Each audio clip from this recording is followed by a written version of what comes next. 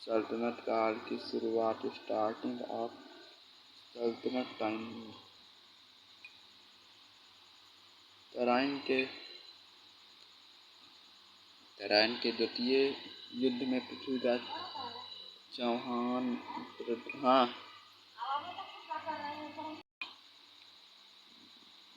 तराइन के द्वितीय युद्ध में पृथ्वीराज चौहान के पराजय के पश्चात दिल्ली में तुर्क शासकों का राज्य स्थापित हो गया। इन तुर्क शासकों का रहन सहन, भाषा, धर्म तथा शासन करने का तरीका भारतीय शासकों से अलग था। तुर्क शासक सुल्तान की उपाधि धारण करते थे, इसलिए दिल्ली को शासन का केंद्र बनाया और लगभग 320 साल तक शासन किया। मोहम्मद गौरी की मृत्यु मोहम्मद गौरी की डेथ 1206 ईस्वी में हो गई। उनके मृत्यु के समय मोहम्मद गौरी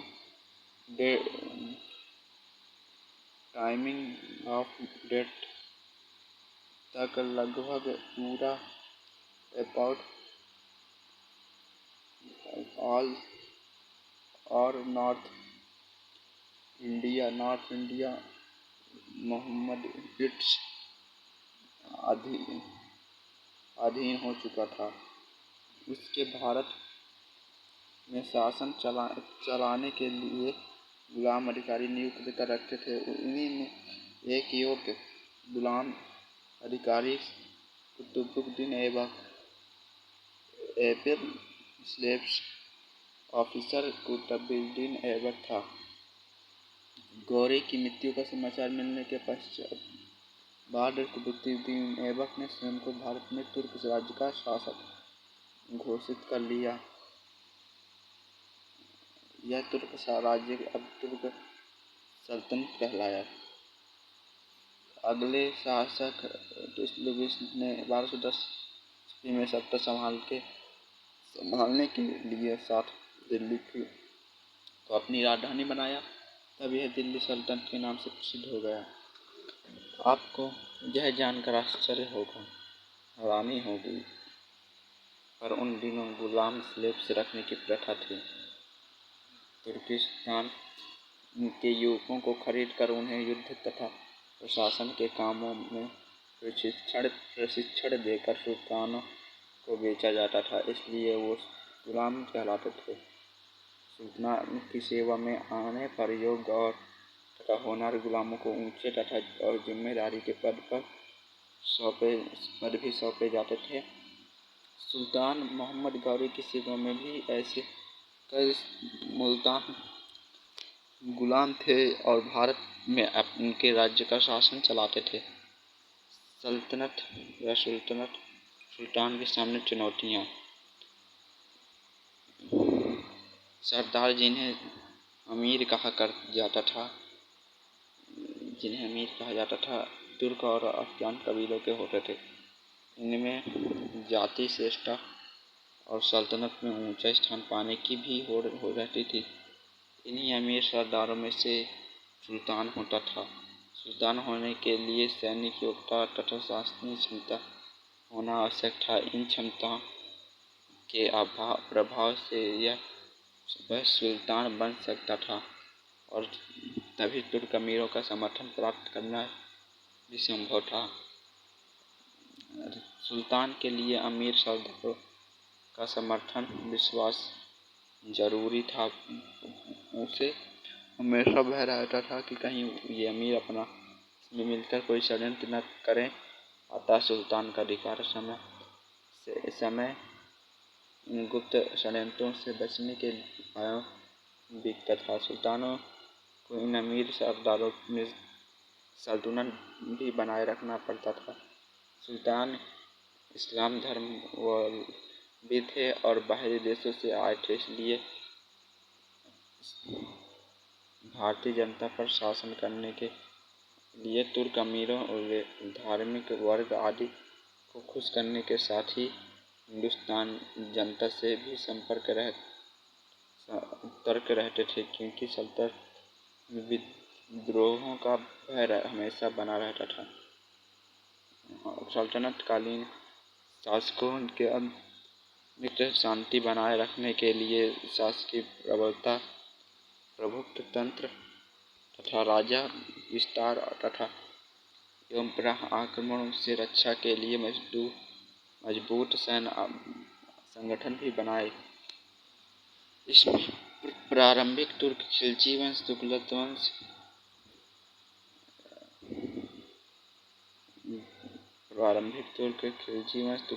अय्यद वंश, लोधी वंश प्रमुख थे। प्रारंभिक तुर्क शासक गुलाम वंश 1206 से 1290, मतलब कि टोटल टाइम पीरियड 84 वर्ष टाइम पीरियड रहा गुलाम वंश का। इसमें पहला शासक है, फाउंडर है, जिसका गुलाम वंश का फाउंडर कुतुबुद्दीन ऐबक। 1206 ईस्वी में मोहम्मद गौरी की मृत्यु के पश्चात उसका तुर्क गुलाम कुतुबुद्दीन साउथ इंडिया का पहला तुर्किक शासक बना था। उसकी उदारता के कारण ही उसे लाख बख्श कहा जाता था, अर्थात वह उसकी उदारता के कारण ही उसे लाख बख्श कहा जाता था, अर्थात वह लाखों को दान करने वाला दानप्रिय व्यक्ति था। भारत उसमें उसके जीवन का अधिकांश समय सैनिक गतिविधियों में ही बीता। अढ़ाई दिन का झोपड़ा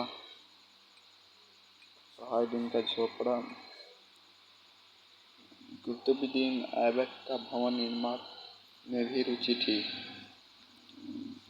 उसने दिल्ली में कुतुब मीनार, कुतुब उल इस्लाम मस्जिद, अजमेर में 2.5 दिन का झोपड़ा का निर्माण करवाया।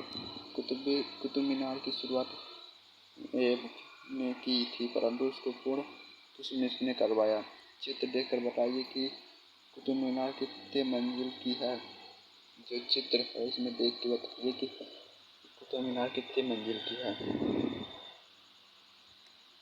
कुतुबुद्दीन ने भारत में एक नए राज्य की नींव अवश्य डाली और उससे राज्य को सुदृढ़ बनाने का अवसर उसे प्राप्त नहीं हुआ। कुतुबुद्दीन की मृत्यु 1210 ईस्वी में कुछ गान खेलते हुए घोड़े से गिरकर हो गई।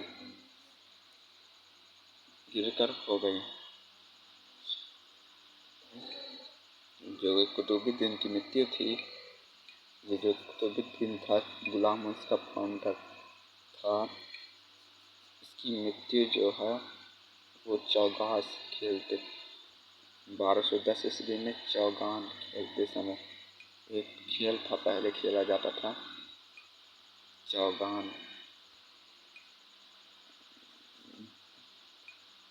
चौगान खेलते समय घोड़े से गिरकर हो गई।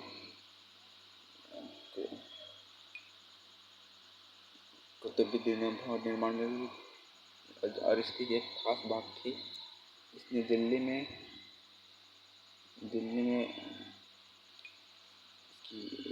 निर्माण कार्य में रुचि थी, भवन निर्माण कार्य में, तो इसने दिल्ली में काफ़ी चीज़ बनवाया।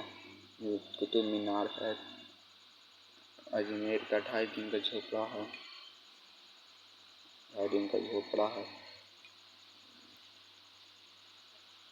और कुतुब उल इस्लाम मस्जिद है जो दिल्ली में है स्थित।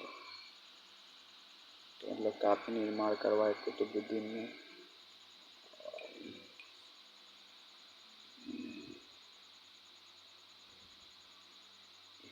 इसने एक अच्छा काम और भी किया, भारत में एक नए राज्य की नींव भविष्य डाली और उस राज्य को सुदृढ़ बनाने का अवसर उसे नहीं मिला।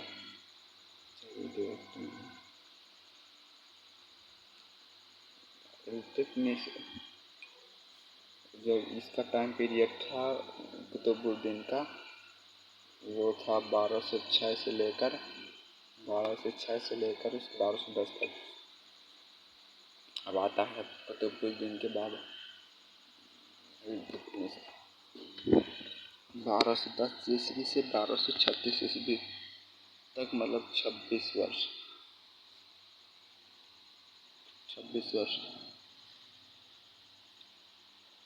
इसको इसको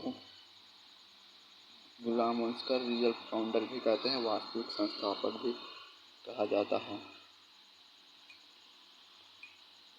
1210 ईस्वी में कुतुबुद्दीन मृत्यु के पश्चात दिल्ली के अमीरों ने इल्तुतमिश को गद्दी पर बैठाया। उसे ही उत्तरी भारत में तुर्कों के राज्य का वास्तविक संस्थापक माना जाता था। गद्दी पर बैठने के बाद उसे आंतरिक और बाहरी समस्याओं से जूझना पड़ा। इल्तुतमिश ने 40 गुलाम सरदारों का गठन अर्थात तुर्कान-ए चेहलगानी का निर्माण किया। उसने एक खास बात की। इल्तुतमिश ने 40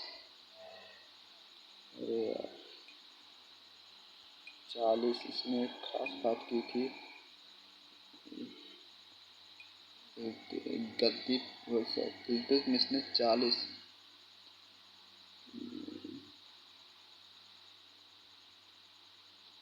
इल्तुतमिश ने 40 गुलाम सरदारों का संगठन अर्थात तुर्कान-ए चेहलगानी का निर्माण किया।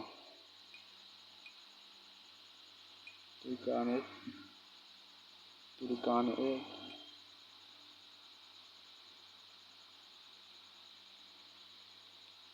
शासन व्यवस्था इल्तुतमिश के समय वक्त की। इल्तुतमिश ने देश में एक राजधानी, एक स्वतंत्र राजतंत्रीय प्रशासनिक व्यवस्था और अफसरशाही व्यवस्था की स्थापना की। उसने दिल्ली को भारतवर्ष में तुर्क साम्राज्य का राजनैतिक, प्रशासनिक और सांस्कृतिक केंद्र बनाया। उसने इक्का व्यवस्था के द्वारा केंद्र को और स्थानीय शासन में जोड़ने की नींव डाली। सुल्तान ने अपनी सल्तनत को कुछ प्रांतों में बांटा। प्रांतों को इक्का कहते थे। हर इक्के में सुल्तान अपने एक जिम्मेदार सेनापति को नियुक्त करता था, जिसे इक्केदार या अक्तादार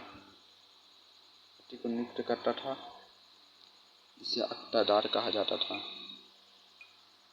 एक है अक्तादार, एक है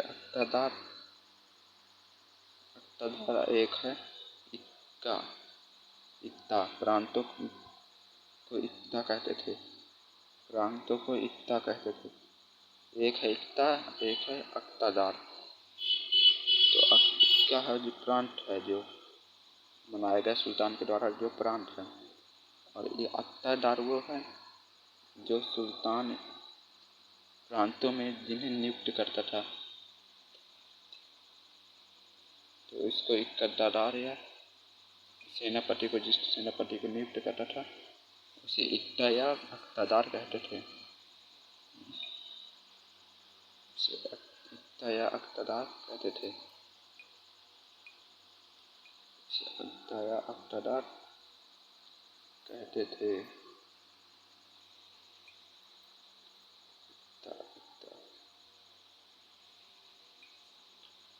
क्या पिछली कक्षा में आपने स्थानीय शासन की ऐसी किसी सुनियोजित व्यवस्था के बारे में पढ़ा? सोचिए और बताइए। इल्तुतमिश का साम्राज्य। इक्तादार के पास अपनी सेना होती थी और प्रशासन चलाने के लिए अधिकारी होते थे। इक्तादार इसकी सहायता से राजा की रक्षा करते थे और राय और राणाओं से कर वसूल करते थे। इनके इक्ते से इकट्ठे किए गए कर से ही वो अपनाए अपने अधिकारियों को और अपने सैनिकों का खर्चा चलाते थे। इस खर्चे के ऊपर जो कर बचता था उसे इक्तादार सुल्तान को भेज देते थे। हारे हुए अक्सर सोचते थे कि क्या आप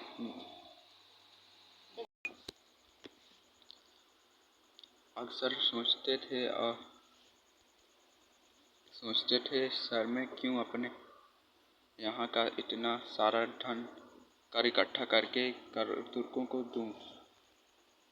मैं पहले की तरह खुद ही रख लूँ। जब वो आकर मांगते तब देखा जाएगा। मौका देखकर राय आदि कर देना बंद कर देते थे। फिर सुल्तान या उनके इक़्तिदारों को ऐसे जवाहरानों पर हमला करके जबरदस्ती उनसे कर वसूलना करना पड़ता था। चांदी का टका। इल्तुतमिश ने मुद्रा व्यवस्था में सुधार करके हुए चांदी का टका का जीतल चलाया। 1236 ईस्वी में इल्तुतमिश हो गई। इसके अपने जीवन काल में अपनी पुत्री रजिया को अपना उत्तराधिकारी नियुक्त कर दिया।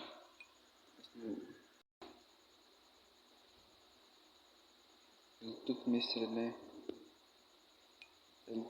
ने प्रथम रजिया सुल्तान 1236 से 1240 तक। इल्तुतमिश ने अपनी पुत्री रजिया को अपना उत्तराधिकारी बना दिया था, परंतु सरदारों तथा उलेमा के विद्रोह के चलते इल्तुतमिश की मृत्यु के बाद उनका पुत्र रुकनुद्दीन फिरोज गद्दी पर बैठ गया, लेकिन दुर्बल शासन होने के कारण 1236 में ही रजिया दिल्ली की गद्दी पर बैठी और सुल्तान कही जाने लगी। रजिया से पूर्व प्राचीन मिस्र और ईरान में महिलाओं ने रानियों के रूप में शासन किया था, परंतु मध्यकालीन विश्व में पहली मुस्लिम महिला शासक थी। रजिया ने लगभग 3 वर्ष 8 माह शासन किया। रजिया ने स्त्रियों का पहनावा छोड़ दिया और बिना पर्दे के दरबार में बैठने लगी। वह युद्ध में सेना का नेतृत्व भी करती। अमीरों को शीघ्र ही पता लग गया कि स्त्री होने पर भी रजिया के हाथों का कठपुतली बनने को तैयार नहीं। तुर्क सरदार भी किसी महिला के अधीन कार्य करने को तैयार नहीं थे। एक षड्यंत्र के द्वारा उसे गद्दी से हटा दिया। रजिया के उसका एक भाई एवं 2 भतीजे बारी बारी से सुल्तान बने जो अयोग्य थे। अतः इल्तुतमिश के छोटे पुत्र नसरुद्दीन महमूद को दिल्ली का सुल्तान बनाया गया। सोचिए और बताइए कि समय लोगों को और दरबारी अमीरों ने रजिया का विरोध क्यों किया होगा। यदि रजिया आज शासक होती तो क्या उसका विरोध होता।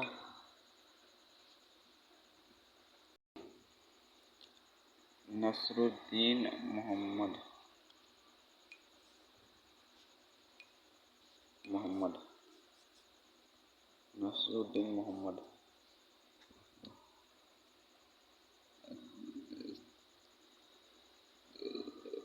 तुर्की अमीरों का इस समय अत्यधिक शक्तिशाली हो गया था। वो जिसे चाहते गद्दी से उतार देते थे, जिसे चाहते गद्दी पर बैठा देते थे। 1246 में इस दल ने इल्तुतमिश के पौत्र नसरुद्दीन को सुल्तान बना दिया। महमूद ने एक अमीर जिसका नाम बलबन था को अपना नायक बनाया।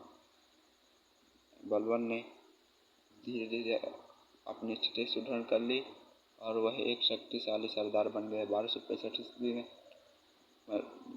नसरुद्दीन महमूद के बाद बलबन गद्दी पर बैठा।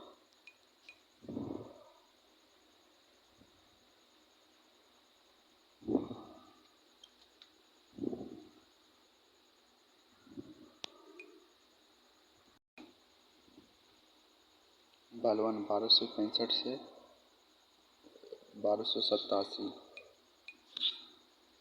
बलबन एक योग्य और अनुभवी शासक था। उसने अपने शासनकाल में कई महत्वपूर्ण कार्य किए। दिल्ली को सुरक्षित बनाने के लिए आसपास के जंगलों को कटवाया तथा साफ करवाया कर वहां पुलिस चौकियों का निर्माण किया।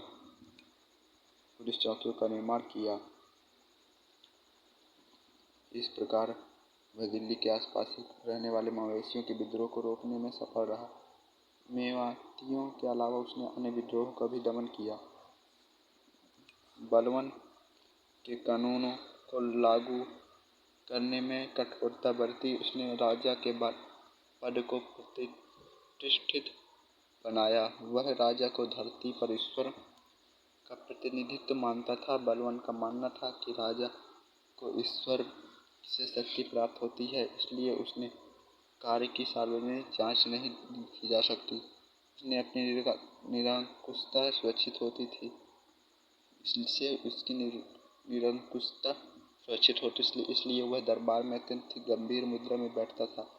ना तो कभी मजाक करता था और ना ही हंसता था। उसने दरबार में निर्धारित ढंग से वस्त्र पहनकर आने एवं बैठने आदि के बारे में नियम बनाए, जिनका कठोरता से पालन किया जाता था। उसके सुदृढ़ व्यवस्था बनाई से राज्य की पूरी खबरें गुप्तचर सुल्तान को देते थे। बलवन की प्रमुख विशेषताएं थी कि उसने सदैव न्याय को सुल्तान का प्रमुख कार्य समझा। शांति व्यवस्था बनाए रखने के लिए सेना पर भी ध्यान दिया। सैनिकों को संतुष्ट रखने के लिए उसका वेतन सदैव समय पर दिया। सक्रिय रखने के लिए निरंतर अभ्यास पर बल दिया। बलवन के राज्य को बाहरी आक्रमण से बचाने एवं शक्ति को रोकने का प्रयास किया। 13वीं शताब्दी के आरंभ में एशिया और यूरोप में आक्रांता नई लहर आई। यह नए आक्रमणकारी मंगोल थे, जिन्हें महान साम्राज्य के लिए सबसे अधिक जाना जाता था, जिसका गठन उन्होंने चंगेज खां के नेतृत्व में किया। 13वीं सदी का अंत होते होते मंगोल साम्राज्य ज्ञात के बड़े भाग तक फैल चुका था। चंगेज खां के नेतृत्व में उसकी शक्ति बहुत बढ़ गई थी। चांदी का टका, पीतल का चीतल। मंगोल आक्रमण की भयंकरता की बलवन को भली-भांति अनुभव करता था, इसलिए उन्हें रोकने के लिए उसने मंगोलों के मार्ग में पड़ने वाले पुराने दुर्गों की मरम्मत करवाई तथा नए दुर्गों का निर्माण करवाया। वहाँ पर हष्ट-पुष्ट सैनिकों और विश्वसनीय अधिकारियों को नियुक्त किया। शस्त्र और भोजन आपूर्ति को व्यवस्था पर भी वहाँ पर की गई। फारसी शब्द मुगल का उद्भव मंगोल शब्द से हुआ। उसकी मृत्यु के बाद दिल्ली की गद्दी पर उसके वंश का शासन अधिक दिन तक न रह पाया, परंतु दिल्ली को जो शक्ति बलवन ने प्रदान की, उसी के परिणामस्वरूप खिलजी सुल्तान अलाउद्दीन अपने साम्राज्य का विस्तार करने में सफल रहा। अब गुलाम वंश 1206 से 1290 तक 84 सालों तक इसने भारत पर राज्य किया। मोहम्मद गौरी की मृत्यु के बाद उसके गुलाम सरदार कुतुबुद्दीन ऐबक ने 1206 ईस्वी में गुलाम वंश की स्थापना की। जो कुतुबुद्दीन ऐबक था वह फाउंडर था गुलाम वंश का। तुगरीन को मोहम्मद गौरी ने बयाना का गवर्नर बनाया। जो तुगरीन था उसको मोहम्मद गौरी ने बयाना का गवर्नर बनाया। कुतुबुद्दीन ऐबक दिल्ली का गवर्नर था। जब मोहम्मद गौरी की मृत्यु हुई तो कुतुबुद्दीन दिल्ली का गवर्नर था। कुतुबुद्दीन ऐबक को गौर के सुल्तान गियासुद्दीन महमूद ने दासता से मुक्त कर दिया। कुतुबुद्दीन ऐबक की शादी यल्दौज की बेटी से हुई थी। यल्दौज 1210 ईस्वी में कुतुबुद्दीन की मृत्यु लाहौर में चौगान पोलो खेलते समय घोड़े से गिरता हुआ। कुतुबुद्दीन ऐबक को लाल बख्श नाम से जाना जाता था।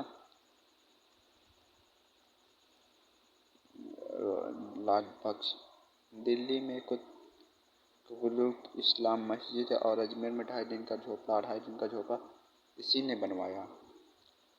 कुतुबुद्दीन का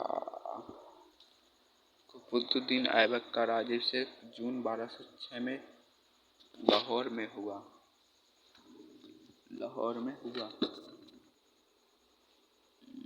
कुतुबुद्दीन 1206 से 1210 तक लाहौर से शासन किया। ऐबक ने साम्राज्य विस्तार में अधिक ध्यान नहीं, राज्य से सुदृढ़ीकरण कर दिया। कुतुबुद्दीन ऐबक ने अपनी बहन की शादी नासुद्दीन कुबाचा से की थी। नासुद्दीन कुबाचा था। कुतुबुद्दीन ने अपनी दूसरी पुत्री की शादी इल्तुतमिश से की थी। कुतुबुद्दीन ऐबक को सुल्तान के रूप में 1208 में मान्यता मिली। कुतुबुद्दीन ऐबक ने गौरी को भारतीय सल्तनत में मालिक और सिपहसालार की हैसियत से पद बरकरार किया था।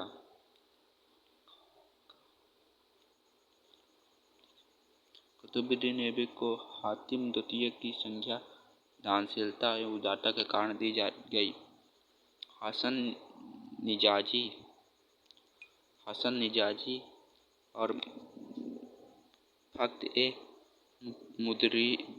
को कुतुबुद्दीन ऐबक का संरक्षण प्राप्त था।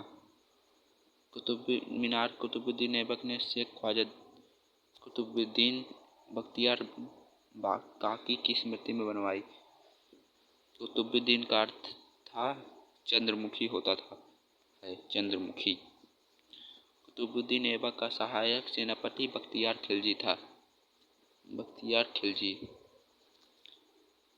नालंदा विश्वविद्यालय को बख्तियार खिलजी ने ही नष्ट किया। कुतुबुद्दीन ऐबक को लाहौर में दफनाया गया। सल्तनत काल की जो कुतुबुद्दीन की इसकी राष्ट्रीय भाषा फारसी थी, जो पूरे सल्तनत काल की थी फारसी थी। और कुतुबुद्दीन का पुत्र था आराम शाह। गुलाम वंश का स्थापना 1206 में कुतुबुद्दीन ने की थी। गुलामों को फारसी में बदगा कहा जाता था। इन्हें सैनिकों को सेवा के लिए खरीदा जाता था। गुलामों को फारसी, ये जो राज्य की भाषा थी दिल्ली सल्तनत की, इसकी फारसी भाषा में गुलामों को बदगा कहा जाता था। कुतुबुद्दीन ऐबक ने 24 जून को अपना राज्याभिषेक किया था 1206 में और राजधानी इसकी लाहौर में थी। कुतुबुद्दीन ने ही कुतुब मीनार की नींव डाली थी तथा दिल्ली का कुतुबुल इस्लाम मस्जिद और अजमेर का 2.5 दिन का झोपड़ा भी इसी ने बनवाया था। कुतुबुद्दीन के समय में ही कुतुब मीनार को केवल पहली मंजिल बन सकी। इल्तुतमिश ने इसे 225 फीट ऊंची 4 मंजिल का बना दिया। फिरोज तुगलक ने समय बिजली गिरने के कारण चौथी मंजिल नष्ट हो गई, जिसके कारण फिरोज में इसमें 2 छोटी मंजिलें बनवाया, जिससे इसमें 5 मंजिलें हो गई और ऊंचाई 9 फीट बढ़कर 234 फीट हो गई। प्राचीन नालंदा विश्वविद्यालय को ध्वस्त करने वाला ऐबक का सहायक सेनापति बख्तियार खिलजी था।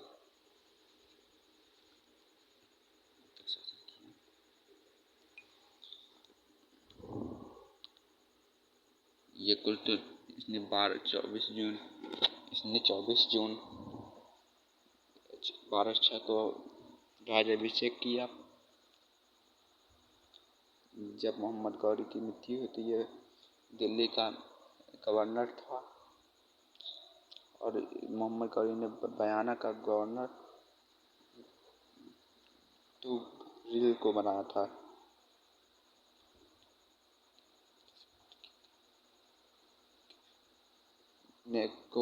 गौर के सुल्तान गयासुद्दीन मोहम्मद गौरी था, उसने गौर के कुतुबुद्दीन ऐबक को दास्ता से मुक्त कर दिया था। कुतुबुद्दीन ऐबक की शादी की बेटी से हुई थी, यल्दोज की जो बेटी थी उससे हुई थी।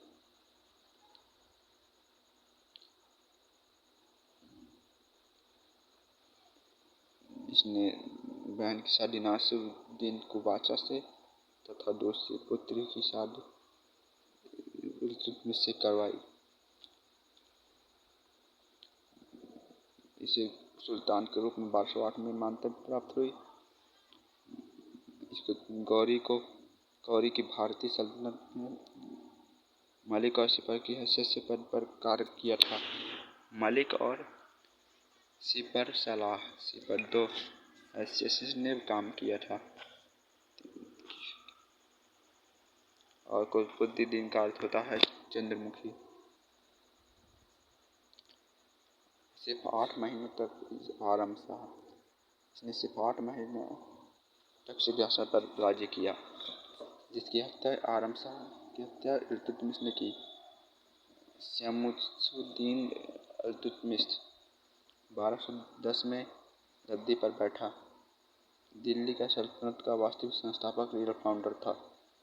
इल्तुतमिश कुतुबुद्दीन का गुलाम था तथा दामाद भी था। इल्तुतमिश तुर्किस्तान का इल्बारी तुर्क था। इल्तुतमिश का पूरा नाम शम्स-उद-दीन इल्तुतमिश था। सुल्तान बनने से पूर्व इल्तुतमिश बरायूं के सूबेदार के पद में था। बरायूं के सूबेदार के पद में था। चालीसा दल का गठन या तुर्कान-ए-चहलगानी का भी गठन इसी ने किया।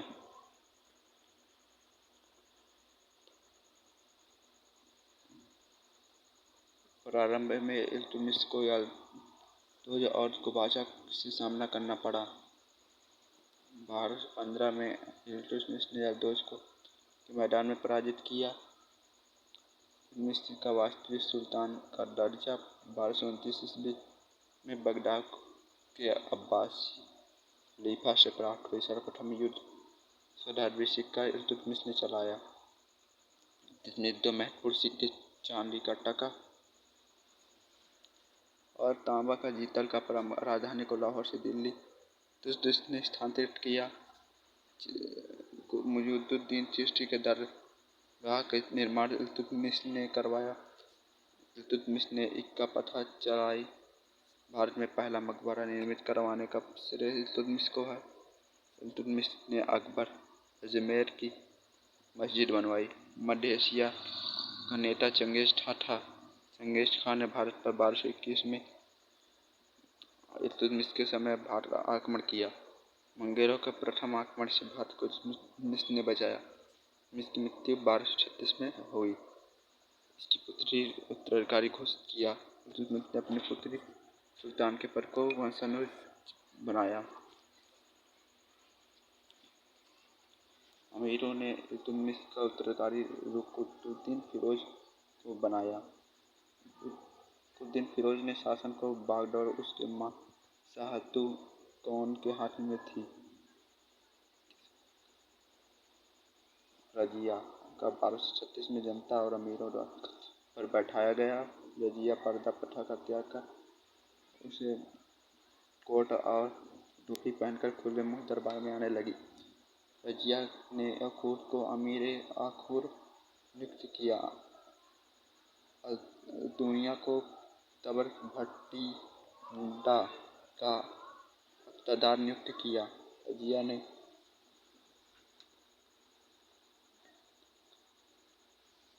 अल्तुनिया से विवाह किया।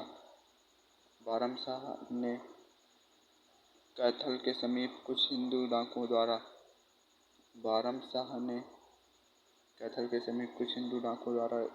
हत्या करा दी। सल्तनत की प्रथम तुर्क महिला शासक रजिया थी। मुइजुद्दीन बारम शाह रजिया को अपदस्थ करके तुर्को सल्तनत मुइजुद्दीन बारम शाह को दिल्ली की गद्दी पर बैठाया। सुल्तान का अधिकार कम करने के लिए नायाब-ए-ममीटस नए पद का गठन किया गया। प्रथम नायाब-ए-दीन को नियुक्त किया गया। बारम शाह की हत्या दिल्ली के तुर्क सरदारों ने करा दी। अलाउद्दीन मसूद शाह बारम शाह का उत्तराधिकारी हुआ। अलाउद्दीन मसूद शाह बना। मसूद शाह ने बलबन को अपना अमीर हाजी बनाया। नासिरुद्दीन 1246 ईस्वी में बलबन ने मसूद शाह के स्थान पर नासिरुद्दीन सुल्तान बनाया। महमूद को। नासिरुद्दीन ने राज्य का समस्त शक्ति बलबन को सौंप दी। नासिरुद्दीन महमूद ने बलबन को उलूग खां की उपाधि प्रदान की। बलबन ने अपनी पुत्री की शादी सुल्तान से की। नासिरुद्दीन महमूद ऐसा सुल्तान था जो टोपी बनाकर अपना जीवन यापन तथा 1259 हलाकू के साथ समझौता कर पंजाब में शांति स्थापित की। मीना हाजुन ईरान के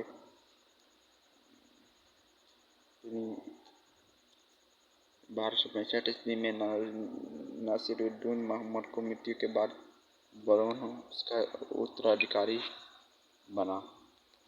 बलबन 1265 से 1287 तक बड़ी जाति का था। बलबन को ख्वाजा जलालुद्दीन बसरी खरीद कर दिल्ली लाया था। इल्तुतमिश ने बलबन को ग्वालियर विजय कर खरीदा। रजिया ने शासनकाल में बलबन शिकार पर था। इल्तुतमिश द्वारा स्थापित 40,000 का बलबन ने समाप्त कर दिया। बंगाल की राजधानी लखनऊ को बलबन के समय विद्रोह का नगर कहा जाता था। बंगाल के विद्रोही सरदार तुगलक खां को मलिक मुकद्दर ने पकड़ा।